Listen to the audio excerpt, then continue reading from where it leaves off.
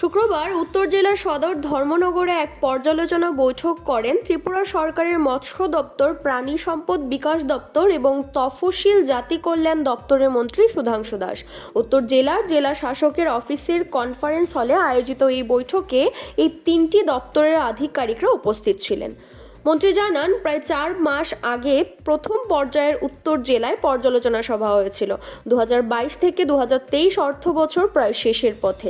এই সময়ের মধ্যে তিনটি দপ্তরে কতটুকু উন্নয়নমূলক কাজ সম্ভব হয়েছে এবং এই অর্থ বছর শেষ হওয়া পর্যন্ত আরও কতটুকু উন্নয়ন কাজ করা সম্ভব হবে তা নিয়ে আধিকারিকদের সঙ্গে দীর্ঘ আলোচনা করা হয়।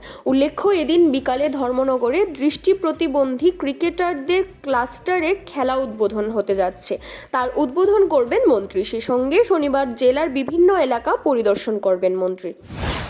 আজকে আমরা উত্তর ত্রিপুরা জেলায় আমার অধীন থাকা 3 দপ্তর, SC welfare department, fishery department এবং এআরডিডি ডিপার্টমেন্ট, এই 3 দপ্তরের সমস্ত জেলা ভিত্তিক যারা আমাদের অফিসার রয়েছেন তাদেরকে নিয়ে রিভিউ মিটিংয়ে আমরা অংশগ্রহণ করছি।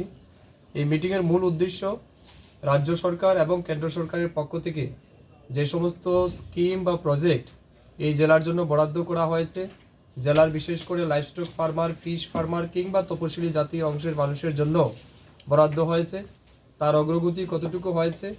গত 4 মাস আগে আমরা এখানে রিভিউ মিটিং করেছিলাম, first review meeting.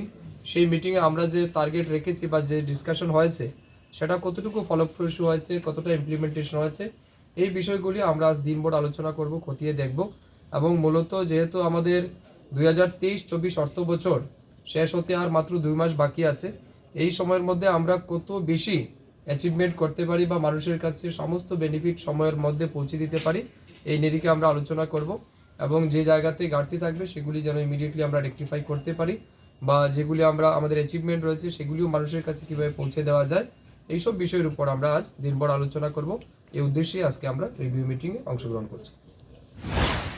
CRI TV, channel for news and entertainment.